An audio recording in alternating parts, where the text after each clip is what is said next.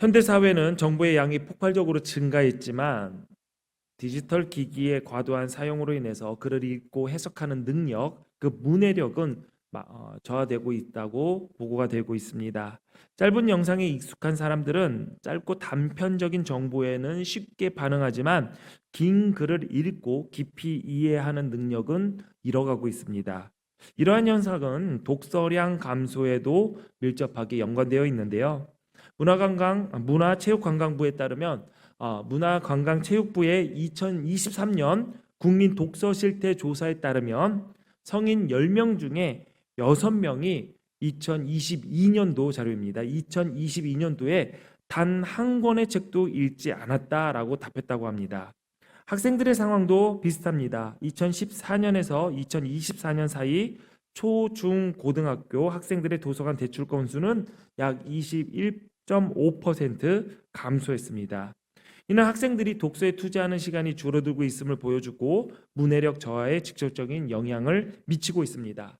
문해력 저하는 실제로 학교 현장에서 다양한 사례로 나타냅니다. 세로로 서 있는데 왜 가로등이냐 의아해하거나 시장이 반찬이라는 말을 시장에 가면 반찬이 많다고 이해를 합니다. 사건의 시발점이라고 했더니 집에 가서 부모에게 선생님이 수업 시간에 욕했다라고 말을 하고 금일은 금요일로, 사흘은 사일로 헷갈려 합니다. 족보와 족발을 같은 말로 알기도 하고요. 육교와 육전을 헷갈려 합니다. 용수철을 아빠 친구 수철 삼촌으로, 두발 자유화는 오른발 왼발을 자유롭게 쓸 수 있는 능력으로, 조선 수군을 조선에 대해 수군수군 되는 것 혹은 조선이 누구를 향해 수군수군 되는 것으로 이해하는 경우도 있다고 합니다. 이러한 사례들은 오늘날 학교에서 문해력 저하를 보여주는 대표적인 예로 자주 언급이 됩니다. 중학교 2학년의 경우에는 중학교 2학년의 교과서를 읽을 수 있는 문해력을 갖고 있는 학생의 수가 6명이 채 되지 않는다. 10명 중에 6명이 채 되지 않는다라고 얘기하는 선생님들도 많이 있습니다. 우리나라 아동들은 평균 5세에서 6세 사이에 한글, 문자를 배우기 시작한다고 합니다. 그러나 부모들은 자녀에게 한글, 문자는 빨리 익히게 하면서도 정작 한글로 쓰여진 글을 읽고 이해하는 능력을 키우는 데는 관심이 없는 현실이 매우 아이러니합니다. 이러한 현상은 신앙생활에도 영향을 미치고 있습니다. 기독교 신앙은 본질적으로 말씀의 종교이자 책과 글의 종교입니다. 신앙의 기초가 되는 성경을 읽고 듣고 묵상함으로써 우리는 하나님의 말씀을 접하고 믿음 안에 들어가게 됩니다. 따라서 하나님의 말씀을 읽는 능력은 신앙의 형성과 성장 그리고 그 깊이를 더하는 데 필수적인 요소입니다. 문해력이 떨어지면 성경 읽기와 묵상의 어려움을 겪을 뿐만 아니라 목회자의 설교를 이해하는 데도 제약이 걸립니다.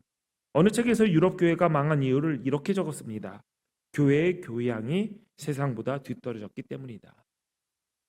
우리가 하나님께서 보내신 이 땅에서의 사명자로서 승리하려면 일단 하나님의 말씀을 꾸준히 읽는 것이 우선되어야 합니다. 그런데 막상 성경을 읽으려고 하면 집중도 되지 않고 내용이 어색해서 이해하기 어려울 때가 많습니다. 그렇다면 성경을 읽을 때 어떻게 읽는 것이 좋을까요? 첫 번째로 소리 내서 읽는 습관을 들이십시오.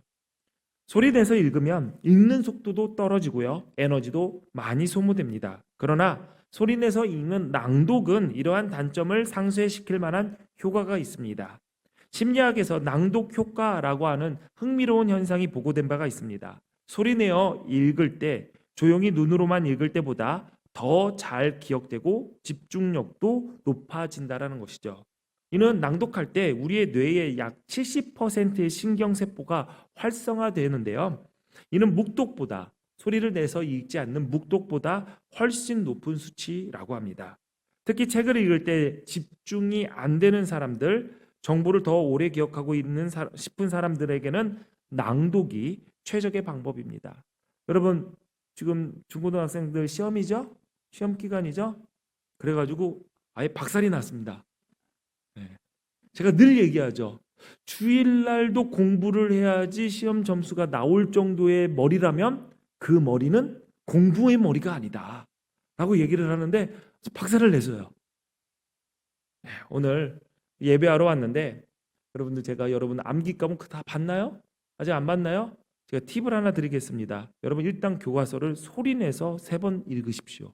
그러면은 일단, 왜 안 믿는 듯한 써머리 그거 요약된 그거 프린트보다 교과서를 소리내서 3번, 시간이 더 남으면 5번 읽는 것이 여러분 점수 훨씬 더 잘 나옵니다. 믿으세요. 제가 그렇게 공부했어요. 예, 제가 그렇게 공부했고요. 암기 과목의 최고봉이 어디입니까? 역사 아닙니까? 역사. 예, 제가 역사 전공했어요. 저 사학과 나왔고요. 저 한국사 1급 자격증도 있어요. 1급 그거요. 뭐죠? 건축할 때 너무 스트레스가 많아서 스트레스 풀려고 한국사 1급 능력 시험인가? 그거 보고 오니까 좀 스트레스가 풀리더라고요. 저 이상한 사람은 아닙니다. 무언가 성취를 했다라는 느낌이 좋아서 한번 보러 갔는데 좀 죄송스럽기는 했어요. 거기에 왔던 사람들이 다 취직하기 위해서, 무언가를 위해서 절실하게 왔는데 저는 혼자 스트레스 풀려고 와가지고 좀 미안해서 이제 다시는 그런 거는 안 하는데, 여러분, 책 읽는데 집중이 안 되면 소리내서 읽으시고요.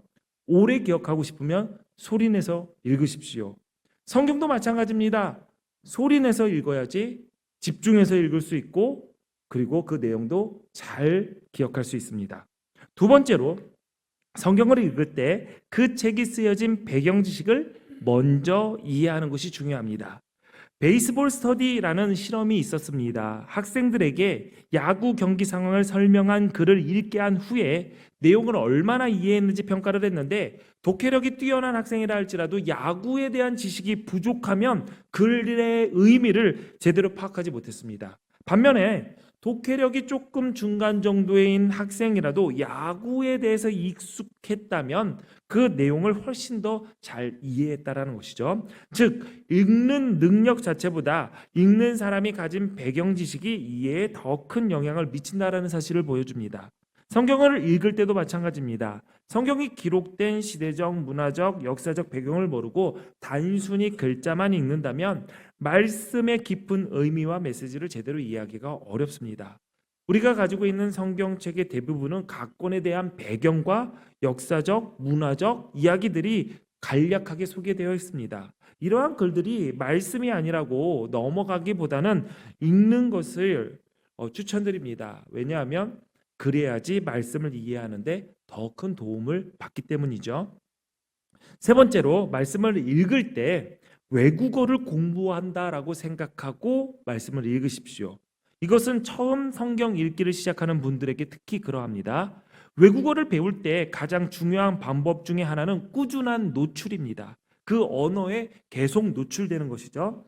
하루에 한 단어, 한 문장씩 배우더라도 반복해서 듣고 말하고 읽고 쓰는 경험이 쌓일 때 그 언어가 비로소 내 언어가 됩니다. 성경 읽기도 마찬가지입니다. 처음에는 성경의 언어가 낯설어 마치 외국어처럼 느껴질 수 있습니다. 그러나 말씀을 자주, 매일 친밀하게 대하는 습관을 가지면 점차 그 언어가 내 삶 속에서 모국어처럼 자연스럽게 이해되고 체화가 됩니다. 하루에 한 구절이라도 꾸준히 읽고 묵상하며 기도로 적용할 때 말씀은 단순한 문자 이상의 살아있는 능력이 됩니다. 즉, 성경 읽기는 내 영혼의 외국어가 모국어로 전환될 때까지 친밀하고 지속적인 만남을 통해서 이루어지는 과정임을 기억해야 됩니다. 제가 성경 읽기 방법 3가지 알려드렸죠. 첫 번째 뭐라고 했죠? 소리내서 읽는다. 두 번째, 배경 지식에 대해서 좀 공부를 하는 게 필요하다. 세 번째, 외국어 공부하듯이 매일매일 하나님의 말씀에 나를 노출시켜야 된다. 이 3가지 알려드렸습니다. 또 마지막으로 기억해야 될 것은 하나님의 말씀을 읽는 태도, 하나님의 말씀을 읽는 방법에 대해서 바른 사고와 태도를 가져야 됩니다. 오늘 본문의 한 율법 교사가 예수님을 찾아왔습니다. 율법 교사는 모세의 율법을 전문적으로 연구하고 가르치던 사람들을 말합니다. 신약 성경에는 서기관이라고도 했어요. 예수님을 찾아온 율법 교사가 이렇게 물었습니다. 선생님, 내가 무엇을 하여야 영생을 얻으리이까? 성경에 보면 이 율법 교사가 예수님을 시험하여 물었다라고 했습니다. 영생을 얻는 방법을 물었던 율법 교사의 의도는 불순했습니다. 율법 교사는 율법, 곧 하나님의 말씀의 내용과 원칙에 대해서 연구하고 가르치던 말 그대로 전문가였습니다. 그러므로 율법 교사가 예수님께 물어봤던 영생을 얻는 방법은 당연히 잘 알고 있어야 했고 잘 알고 있었을 것입니다. 그래서 예수님도 율법 교사에게 되물었습니다. 율법에 무엇이라고 기록되었으며 내가 어떻게 읽느냐? 예수님께서 되묻자 율법 교사는 자기가 가진 율법 지식을 이렇게 말했습니다. 내 마음을 다하며 목숨을 다하며 힘을 다하며 뜻을 다하여 주 너희 하나님을 사랑하고 또 내 이웃을 내 자신과 같이 사랑하라 하였나이다. 율법 교사의 답을 들으신 예수님께서 그래 내 대답이 옳도다 하셨습니다. 율법 교사는 정답을 잘 알고 있었고 정답을 말했습니다. 그러나 율법 교사가 맞는 대답을 하기는 했지만 그 답이 충분하지는 않았던 것이죠. 애초에 예수님께서는 율법 교사에게 두 가지를 물었습니다. 본문을 보면은 율법에 무엇이라고 기록되었으며 내가 어떻게 읽느냐. 먼저 예수님은 율법에 무엇이라고 기록되어 있는지를 물으셨습니다. 이 질문에 율법 교사는 신명기 6장 5절의 말씀, 너는 마음을 다하고 뜻을 다하고 힘을 다하여 내 하나님 여호와를 사랑하라 라는 말씀과 레위기 19장 18절 말씀, 원수를 갚지 말고 동포를 원망하지 말고 내 이웃을 사랑하기를 내 자신과 같이 사랑하라 라는 이 두 가지의 말씀을 인용해서 대답을 했죠. 그러나 이 두 번째 질문, 내가 어떻게 읽느냐라는 물음에 율법 교사는 아무런 대답도 하지 않았습니다. 내가 어떻게 읽느냐라는 이 말은 너가 그 안 율법의 내용을 어떻게 해석하고 어떻게 적용하면서 살아가고 있는가, 그것에 대한 질문이었습니다. 율법 교사는 내 삶에 어떻게 적용하는지에 대해서 답하지 못했습니다. 마태복음을 보면 예수님은 서기관과 바리새인을 가리켜서 이렇게 말씀하셨습니다. 무거운 짐을 묶어 사람의 어깨에 지우되 자기는 이것을 한 손가락으로도 움직이려 하지 아니하며. 율법 교사는 율법에 대해서 너무 잘 알고 있었지만 그 잘 아는 내용을 자신에게 적용하는 것이 아니라 다른 사람에게만 적용했던 것이죠. 무거운 짐을 다른 사람 어깨에만 지우고 자기는 손가락 하나도 움직이려고 하지 않았던 그 얌체의 모습을 예수님께서는 그 율법 교사에게 보았던 것입니다. 그런 율법 교사의 행동을 성경은 이렇게 설명을 하고 있습니다. 그 사람이 자기를 옳게 보이려고 예수님께 여짜오되. 율법 교사는 스스로 옳게 보이려고 말씀을 이용하려고만 했지 성경에 기록된 하나님의 말씀을 죄를 깨닫게 하는 속죄의 말씀, 죄인을 용서하시고 자기 백성을 삼으시려는 은혜의 말씀, 그래서 믿는 내가 구원받았다라는 그 복음의 말씀으로 읽지 않았던 것이죠. 하나님의 말씀, 성경을 대하는 여러분의 마음과 태도는 어떠하십니까? 성경을 읽거나 또 설교를 들으면 어떠한 마음으로 읽고 어떠한 마음으로 들으시나요? 자신의 삶에 적용하려고 노력하시는지요? 여러분, 신앙생활을 한 시간이 길어지면 성경의 내용은 점점 낯설지 않고 익숙해집니다. 여러분, 창조의 이야기 다 아시잖아요. 노아의 홍수 이야기는 압니다.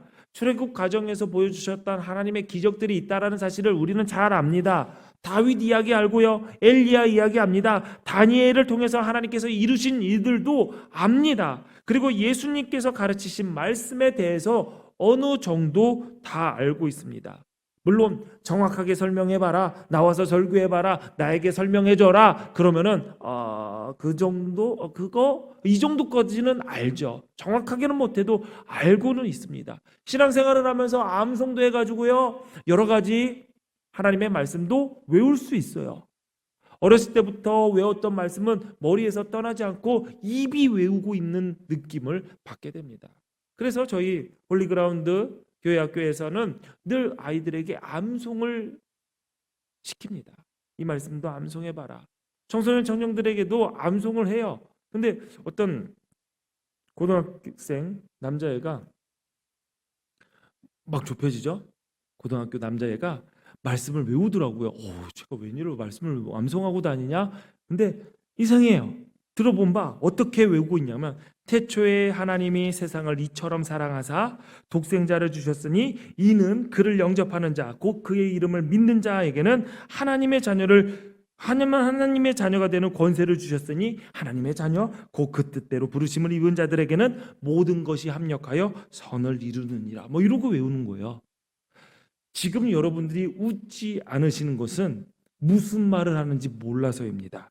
창세기 1장 1절에서 요한복음 3장 16절로 넘어가 요한복음 1장 12절로 돌아서 로마서 8장 28절로 마무리 중 막 외우다 보니까 헷갈리고 섞어가지고 그냥 짬뽕 돼서 외우는 거예요. 이제서야 이해가 되시나요? 근데 괜찮아요. 이렇게 외워도 말씀이 되는 것 같아요. 태초에 하나님이 세상을 이처럼 사랑하사 독생자를 주셨어요. 그러니까 영접하는 자 곧 그의 이름을 믿는 자에게는 하나님의 자녀가 되는 권세를 주셨잖아요. 그러니까 하나님의 자녀 곧 그의 뜻대로 부르심을 입은 자들에게는 모든 것이 협력하여 선을 이룬다라는 거죠. 네. 숙제를 내줘야겠네. 여러분, 창세기 1장 1절과 요한복음 3장 16절, 1장 12절, 로마서 8장 28절 좀 외워보세요. 그러면은 이 말씀을 듣고 여러분들 배꼽 빠져라 웃을 수밖에 없는데, 아무도 못 웃는 거 보니까 그래도 일부 예배 때는 조금 웃으셨는데. 자, 여러분, 말씀을 읽고 암송하고 내용을 알고 중요합니다. 모르는 것보다 더 중요하죠. 그렇지만 그 말씀이 내 삶에 어떤 의미가 있는지, 하나님의 일하심이 내 인생과 무슨 관계가 되었는지, 관계를 맺고 있는지, 예수님의 가르치심이 나를 어떻게 변화시키고 있는지, 아니면 어떻게 변화시켰는지, 하나님의 말씀을 어떻게 읽고 어떻게 받아들이며 살아야 하는지 알고 있는 것을 그대로 행하려 하는지 자기 스스로에게 질문해보고 그 질문에 답할 수 있어야 됩니다. 어떤 이들은 말씀을 따라 살면서 직접 체험하고 경험한 일을 간증하기도 합니다. 그러나 안타깝게도 율법 교사처럼 머리로만 알고 마음과 가슴으로 받은 말씀을 행동으로 옮기지 않는 경우가 많습니다. 그렇다면 우리는 성경을 어떻게 읽고 성경을 읽는 행위가 지식 습득에 그치지 않고 내 삶으로 이어지는 체험과 실천이 되어야 할까요? 예수님의 가르침은 단순히 머리로 아는 지식이 아니라 삶으로 살아내는 것까지 요구를 합니다. 그래서 성경 읽기는 책을 읽는 것, 그러니까 독서가 아니라 그 읽은 내용을 내 삶에 적용하며 체험하는 과정까지를 포함하는 거예요. 내가 성경을 읽었다라는 말은 내가 몇 장부터 몇 장까지 읽었다, 내가 여기까지 내가 눈으로 보았다, 소리 내서 읽었다, 그것도 중요하지만 더 나아가 여기에서 나온 말씀의 내용 가운데 내가 어떻게 살아내고 있다, 살아냈다까지가 성경 읽기에 포함되는 것이죠. 교육학자 존 듀이는 이것을 연속성이라는 말로 설명을 합니다. 경험은 서로 이어져야 하며 하나의 경험이 다음 경험으로 나아가도록 해야 한다는 것이죠. 그래서 교육에 있어서 이 연속성은 굉장히 중요합니다. 여러분, 공부를 할 때도 여러분 이제 곧 추석도 오고 긴 연휴가 오잖아요. 연속성 중요합니다. 여러분, 공부하는 학생은 그날 놀 생각하지 마십시오. 끝까지 그 패턴을 이어가십시오. 왜냐하면 그게 끊어지면은 그 연속성이 끊어지면 다시 돌아오는데 어마어마한 에너지가 필요한 거죠. 몇 배의 에너지가 필요합니다. 여러분, 신앙생활을 할 때 마찬가지입니다. 올해는 속장들이 이 주간에 속해 어떻게 해야 되나요? 방학 안 하나요? 분명히 물어올 줄 알았는데 이제 씨알도 안 먹히는 얘기다라고 생각을 해서 물어오지를 않는 것 같은데요. 여러분, 속해도요, 연휴 때라고 명절이라고 쉬면 안 됩니다. 할 수 있을 때 해야 되는 거죠. 왜? 끊어나면 다음에 다시 시작하는데 어렵습니다. 여러분 살면서 이런 거 많이 경험해 봤잖아요. 끊어지면 다시 시작하기 어렵다. 연속성이라는 거 그래요. 특히 교육에서는 더 이러한 일들이 빈번하게 일어납니다. 교육이라는 것은요, 한번 바짝 해가지고 배우고 끝 이것이 아니라, 여러분, 교육은 끝까지 하는 것을 목표로 두고 삼아야 됩니다. 예를 들어서 피아노를 배운다라고 하면은, 그래, 피아노는 나는 어디까지 배워야지? 체르니 100까지만 치면 돼가 아니라, 피아노는 내가 평생 칠 수 있을 만한 기술, 능력까지 내가 키우겠다라는 목표를 가지고 끝까지 가는 것입니다. 그래야지 나중에 써먹지요. 나중에 보면은 어렸을 때 체르니 100이다, 체르니 30이다, 40이다 쳤다고 해도요, 성인이 돼서 악보 보여주면은 이게 돈지 소리인지 몰라요. 다 잊어버립니다. 연속성이 끊어졌기 때문에요. 끊어진 배움에 있어서, 교육에 있어서 연속성이 끊어진 것은 제로랑 똑같습니다. 그렇기 때문에 무언가 시작했다면 끝까지 가는 거예요. 끝까지 가는 거예요. 신앙생활도 끝까지 가는 거고, 영성생활도 내가 끝까지 하겠다라는 생각으로 임해야 됩니다. 경험은 서로 이어져야 돼요. 그 다음에 하나의 경험이 그 다음 경험으로 나아가게 됩니다.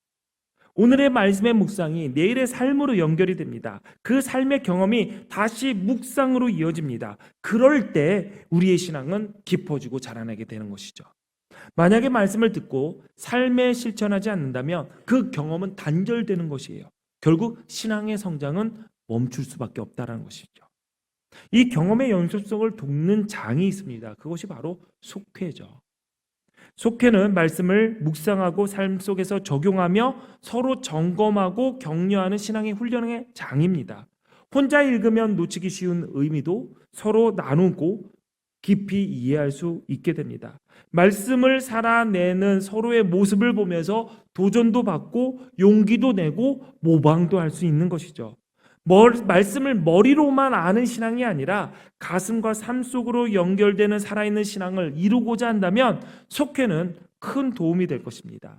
아직 속회로 모이지 않는 분이 계시다면 오늘 말씀을 듣고 말씀 묵상과 삶의 경험을 이어나가는 이 귀한 훈련에 함께 동참하시기를 바랍니다. 속회에 참석하시길 원하시는 분들은 교회에서 열심히 신앙생활 하는 것처럼 보이는 사람 누구나 붙잡고 내가 들어갈 속이 어디냐라고 물으면 여러분 분명히 답변이 가게 될 것입니다. 우리 교회는 생명의 삶이라는 큐티 책으로 정교인이 말씀 묵상하는 것을 훈련으로 하고 있습니다. 수요 말씀 집회, 금요 기도회, 속회, 미취학부, 초등부, 청소년부, 청년부 예배 모두 다 본문을 그 주에 묵상한 말씀 가운데 택하고 있습니다. 오늘 지금 이 시간에 교회 학교 아이들의 예배 역시 생명의 삶 본문에 묵상했던 것으로 함께 나누고 어떻게 삶에서 이 말씀을 적용해 나갈까를 분반 시간에 함께 나누면서 숙제가 나가는 거죠. 내가 이러한 삶을 통해서 이 말씀을 이루고자 하겠다. 그러니 여러분들 자녀들에게 말씀 묵상할 수 있는 교재를 선물해 주십시오. 자녀들에게 용돈을 주신다면 자신의 용돈에서 큐티 책을 살 수 있게 가르치십시오. 여러분들이 사주지 마세요. 사람들은 내가 가치 있다고 여기는 곳에 돈을 쓰게 되어 있습니다. 그러니 하나님의 말씀을 묵상하는 것이 가치 있는 일이라는 것을 자녀들에게 가르치시려면 그들로 하여금 큐티 책을 사는 일에 돈 쓰게 해야 됩니다. 그러면 용돈도 없는데, 용돈도 지금도 부족한데, 그러면 큐티 책 살 만큼 플러스 해주면 됩니다. 그러면 좋아할 거예요.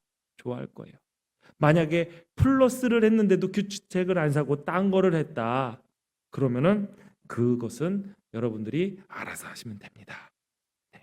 성령의 능력으로 힘입어서 충분히 여러분 가르치시면 되죠. 지금 말씀 묵상을 하지 않는 분이 계시다면 오늘 서점에 가시거나 아니면 온라인으로 구독 신청을 해서 바로 10월부터 큐티를 시작하면 딱 좋을 것 같습니다. 오늘 바로 신청하면 될 것 같아요. 여러분 주보에 QR코드에 보면은 아이들뿐만이 아니라 여러분들이 큐티할 수 있는 교재를 정기 구독할 수 있는 QR코드가 있습니다. 여러분 다 하실 수 있어요. 그런데 왜 안 하시죠? 이유가 있습니다. 밀려서 못하고 결국 쌓아놓고 안 하게 되니 돈이 아깝다라는 것이죠. 맞습니다. 하지 않으면 돈이 아깝죠. 하지만 생각해 보면 큐티 책뿐만 아니라 모든 것들도 하지 않으면 결국 아깝게 됩니다. 하나님의 말씀을 읽고 묵상하여 하나님의 뜻을 찾고 깨달아 그 뜻을 이루는 것이 우리 인생의 목적인데, 말씀을 가까이 하지 않고 하나님의 뜻을 구하지 않은 채 살아간다면 우리 인생, 우리의 시간 역시 아깝게 흘러가게 되는 것이죠. 예수님이 말씀하셨습니다. 만일 너희에게 믿음이 겨자씨 한 알만큼만 있어도 이 산을 명하여 여기서 저기로 옮겨지라면 옮겨질 것이요 또 너희가 못할 것이 없으리라. 작게 보여도 정말 믿음, 살아있는 믿음, 겨자씨만한 믿음이 정말 있다면 그 믿음은 하나님의 능력을 나타냅니다. 그 사람의 작은 믿음이 일하는 것이 아니라 그 작은 믿음으로 믿는 하나님께서 일하시는 것이죠.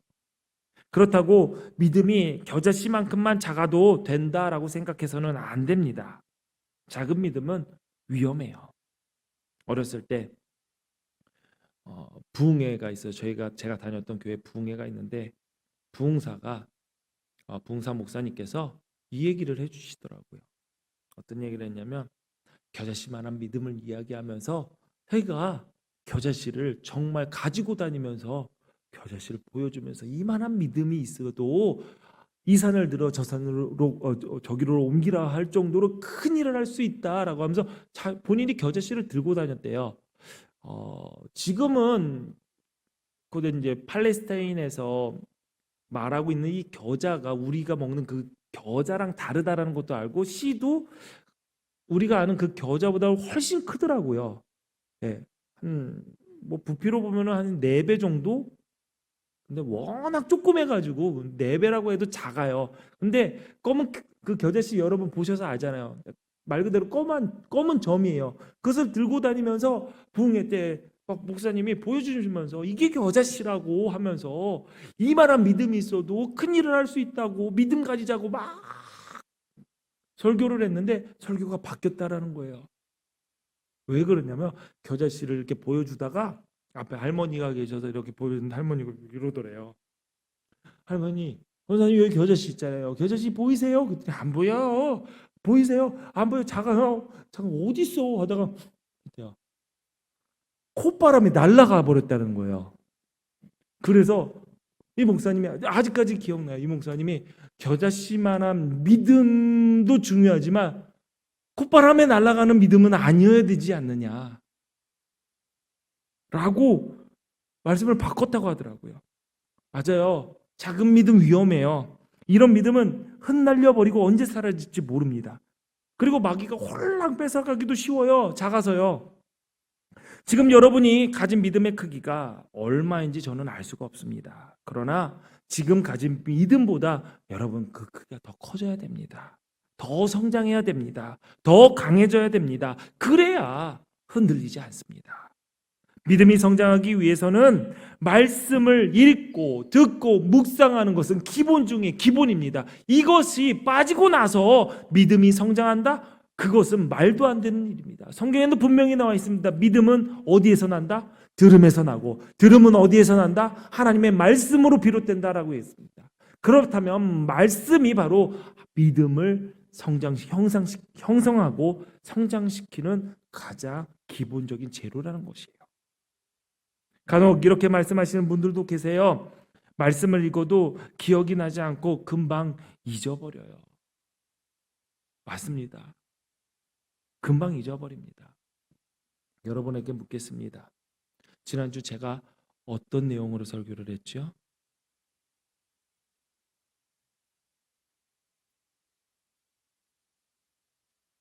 고개 숙이신 집사님, 어떤 내용으로 설교했죠? 주부에 보면 나와 있는데, 예배에 대해서 설교했습니다. 이제 막 기억이 나시죠? 다들 막 다 그러시는데 금방 잊어버려요. 그런데 다 잊어버려도 괜찮습니다. 미국 아칸소주 리들락이라는 곳에 사는 멜빈 M 라인이라는 할아버지가 흔히 치매라고 부르는 알츠하이머 병을 앓고 있었습니다. 병으로 인해서 자신이 결혼을 했는지, 누구랑 결혼을 했는지, 아내가 누구 있는지, 누가 프로포즈를 했는지, 결혼 생활을 우리가 어떻게 했는지 거의 기억에 떠올리지 못했어요. 그러던 어느 날 이 멜빈 할아버지가 집에서 사라졌어요. 가족들이 경찰에 신고를 했고, 경찰이 집에서 한 3km 정도 떨어져 있는 대형 마트에서 꽃을 사려던 이 멜빈 할아버지를 발견했어요. 알고 보니까 이 할아버지는 지난 60년 동안 매년 어머니 날, 마더스 데이라는 어머니 날이 있거든요. 어머니 날이면 아내를 위해서 60년 동안 같은 꽃을 선물했다는 거예요.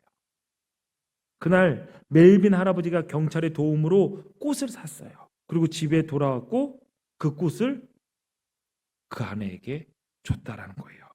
그 꽃을 받은 아내가 이렇게 대답했다. 머리로 기억하지는 못해도 가슴으로는 여전히 나를 사랑하고 있다라는 사실에 너무 감격스럽다고. 네. 남편 보지 마세요. 네. 네. 머리는 기억을 못해도 몸은 기억할 수 있습니다. 사실 머리로 듣는 말씀 금방 잊어버려요. 그러니까 여러분 가운데 지난주에 내가 무슨 설교를 들었는지 기억하시는 분들이 없잖아요. 머리로 들은 사람들은 금방 잊어버립니다. 그런데 설교를 가슴으로 받은 사람들은 기억합니다. 한 달 전에 어떤 설교를 들었는지 여러분 기억 못하죠? 그런데 수십 년 전에 들었던 설교를, 그것도 오래전에 들었던 설교를 뚜렷하게 기억하는 분들도 계시고, 여러분들 가운데서도 내가 그 설교가 기억이 나는 분들도 그 내용도 있을 것입니다. 왜 그럴까요? 몸에 새겨진 말씀이기 때문입니다.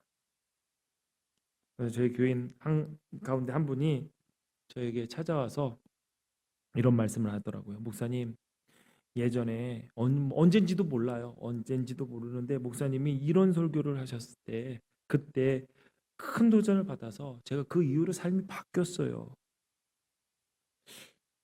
제가 그 이야기를 듣고 감사합니다 라고 대답을 했고요. 그 성도분이 저에게 제가 어떤 설교를 했는지 기억을 해서 다 줄줄줄줄 읊더라고요. 제가 들으면서 무슨 생각이 드는 줄 알아요? 내가? 언제? 너무 은혜로운 설교가 오더라고요. 너무 멋져서 제가 막 은혜가 되는 거예요. 야, 그 목사님 진짜 대단하다. 나라는 게 믿겨지지 않을 정도로. 저도 설교가 기억이 안 나요. 머리로 기억하는 거 한계가 있다는 겁니다. 내게 주신 하나님의 말씀으로 받고, 내가 위로받고 위로받은 특별한 말씀, 내가 그것을 삶으로 살아낸 말씀이 있다면 그 내용은 내 몸이 기억하는 거예요. 우리는 말씀을 내게 주신 하나님의 음성으로 읽어야 되고, 들어야 되고, 행동해야 됩니다. 내게 주시는 말씀으로 받기 위해서는 귀를 열고 눈을 뜨고 마음의 문을 열어 가슴에 새기고 행동으로 옮겨 실천해야 됩니다. 사랑하는 성도 여러분, 오늘 주님께서 물으십니다. 내가 어떻게 읽느냐? 말씀을 아는 데 그치지 맙시다. 읽고 묵상하고 적용하여 삶으로 살아내는 성도가 됩시다. 오늘 다시 말씀 앞으로 나갑시다. 오늘 다시 묵상을 시작합시다. 오늘 다시 속회로 연결되어 서로를 격려하며 믿음으로 성장합시다. 말씀을 붙잡는 그 결단이 여러분의 삶을 새롭게 하고 여러분의 믿음의 역사를 이어나가게 할 것입니다. 하나님의 말씀이, 하나님의 뜻이 여러분의 삶의 현장에서 풍성한 열매로 맺어지기를 주님의 이름으로 축원합니다. 기도하시겠습니다. 전능하신 하나님, 감사합니다. 우리들 귀를 열고 눈을 뜨고 마음 문을 열어 내게 주시는 말씀으로 하나님의 말씀을 받게 하시고 그 말씀대로 살아가는 믿음의 승리자들 되게 하여 주옵소서. 새겨진 말씀, 성경책에 쓰여진 말씀으로 그치지 않게 하시고 어떻게 읽는지, 어떻게 해석하며 어떻게 삶에 적용하며 사는지 관심 가지고 사는 믿음의 성도들 되게 하여 주옵소서. 예수님 이름으로 기도하옵나이다. 아멘.